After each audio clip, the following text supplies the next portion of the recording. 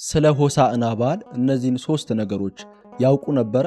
አንደኛ አይሁድ ሆሳዕና ብለው የጮሁበት ምክንያት። ሆሳዕና የዕብራይስጥ ቃል ሲሆን ትርጉሙም አሁን አድን ማለት ነው። በወቅቱ ህዝቡ በሮማውያን ቀኝ ግዛት ስር ስለነበሩ ከዚያ እንዲያድናቸው ተስፋ አድርገውት ነበረ። እርሱ ግን ከዘላለም ሞት ሊታደጋቸው ነበር የመጣው። ሁለተኛ በአህያ ላይ ተቀምጦ የመጣበት ምክንያት ነው። በዚያ ዘመን ነገስታት ለጦርነት ሲዘምቱ በፈረስ ለሰላም ሲጓዙ ደግሞ በአህያ ላይ ይሄዱ ነበረ። ይህም ጌታችን የሰላም ንጉስ መሆኑን ያሳያል። ሶስተኛው የዘንባባው ሚስጥር ነው። በወቅቱ ዘንባባ የድልና የክብር ምልክት ነበረ።